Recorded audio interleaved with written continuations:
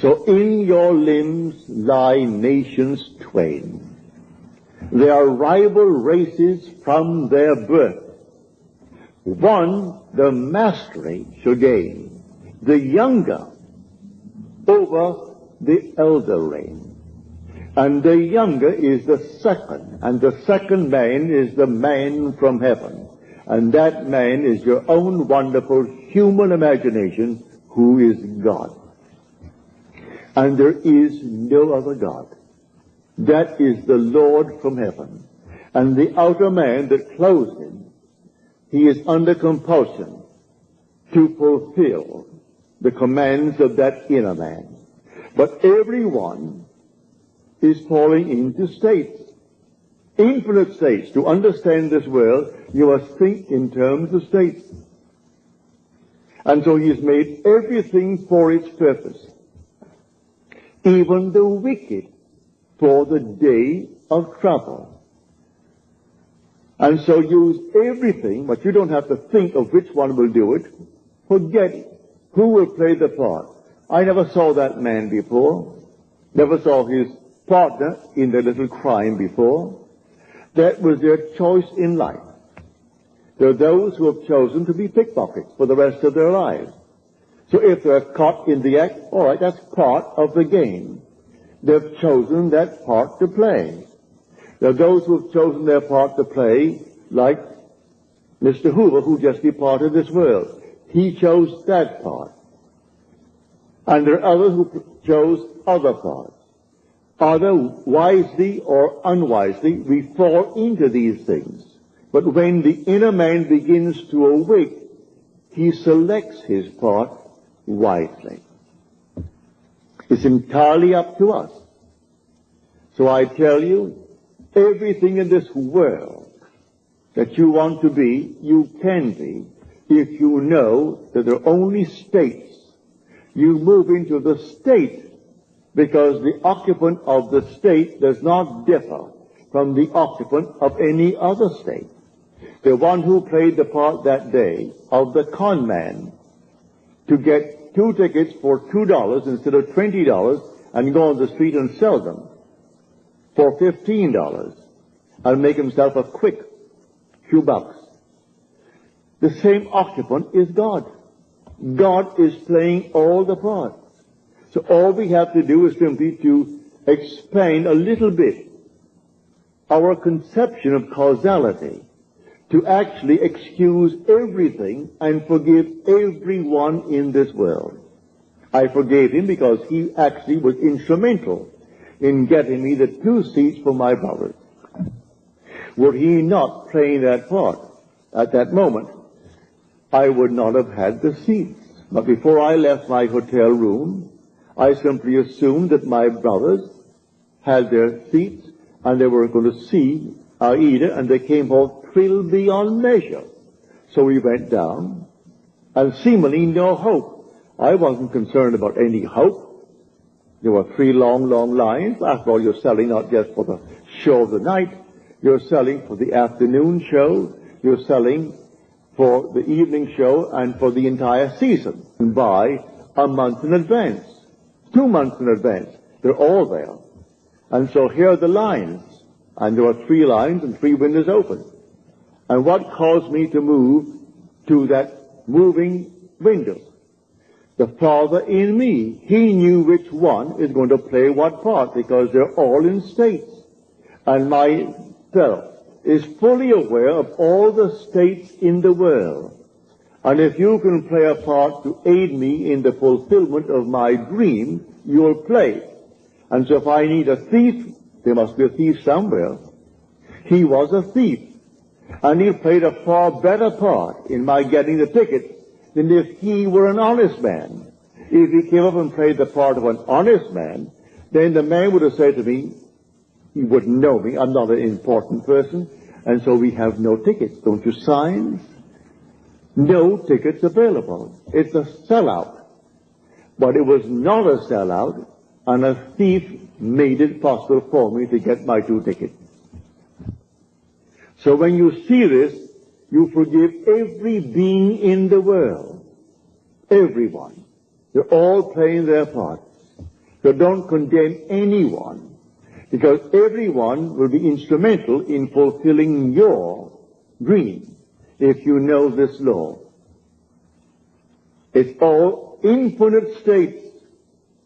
But remember, you are awakening to the reality of the second man. In this room, my simple apprehension of corporeal objects, the things on the wall, the hair, the chairs, the house, this thing for a wedding tomorrow, all this is preparation for a wedding. All this is, to my sense man, reality. And I think of something entirely different, and that is called only imagination. And that is the second man. Now, what do I want in place of what my senses are telling me?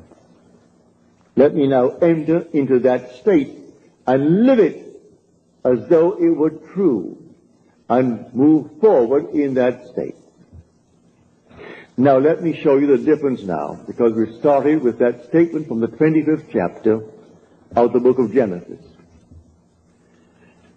An idea that is only an idea produces nothing and does nothing. It must be felt, actually felt, so that it awakens within oneself certain sensations, certain motor actions in order to be effective. What would the feeling be like if it were true? Dwell upon that until the feeling awakes within you these sensations. For imagination is spiritual sensation. That is the creative being in you. It's not just to entertain an idea. What idea? The idea must produce in you this feeling, which is a sensation, but it must be a feeling. What would the feeling be like if it were true? You dwell upon that until you catch that feeling. As Churchill said, that the mood determines the fortunes of people, rather than the fortunes, the mood. The mood precedes the fortune. So what would you want in this world? Well, contemplate it. What would the feeling be like if you had it? What would it be like if it were true? That is the story of Scripture. If I could only feel that I am already the man that I want to be, that I'm already the woman that I want to be, and feeling, then it's not only an idea, which as an idea without feeling will produce nothing. Now it has everything, because in this story he said to the second man, "Come close, my son, that I may feel you." The secret is in the feeling. So Esau went out. He is the first man, covered with hair, the outer man. And Jacob is the inner man, the man of imagination, who is hairless. Isn't two little boys. These are only symbols. It's all in man. So come close, my son, that I may feel you. So he comes close and deceives his father through feeling. So the father feels, and he feels him just to be externally real. You can do it. There is no flower in your hand, but you can feel the soft velvet feeling of a rose. You can smell a rose, though it's not physically present. Try it. Try all these things with the inner man. And when you can actually feel it, so that you raise your imagination to the point of sensation, to vision, then the whole thing is done. It's done in a way you do not know it's going to happen. If it takes a thief to aid you, then you forgive the thief.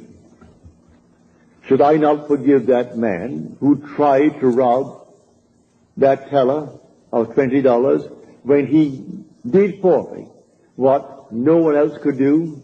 I could go to all the brokers in New York City, and they couldn't get me 2 seats. I could go to anyone, and they couldn't get me 2 seats for my 2 brothers. And I wanted them to have the joy of seeing the new presentation of Aida. So I went myself, prepared in my imagination that I had 2 seats. And it took a thief to be instrumental in getting me the seat. Should I not forgive him for the part he played? He went to the door, this tall giant of a man, looked back at me, but he wouldn't have the courage to come up and slap me. There was something in me that dwarfed him in his own mind's eye. So in spite of his height and his bigness and his strength, he couldn't dare strike me, for I was speaking from a different level of consciousness altogether. So I didn't condemn him. He played the part he had to play, and by playing it, I got the seats. So all we have to do is simply to widen, just widen a little bit our conception of causality, to actually forgive all in the world, to excuse everything in the world. They're playing their part. So tonight you want a bigger job, you want more money in this world, you want, and you name it. Well then, it may be a thief who is going to aid you in the getting, without knowing he is doing it. Don't judge him, don't condemn him, just simply, you go forward, knowing that I have ways and means that the physical man knows not of. My ways, the inner man's ways, are past finding out. And you simply go forward in the assumption that you have already achieved what now is only a wish as far as the world is concerned. But you enter into the wish as though the wish is already fulfilled. So what would the feeling be like? Come near, my son, that I may feel you. And so he comes close. He said, come nearer, my son. Then he said to him, you know, your voice is the voice of Jacob.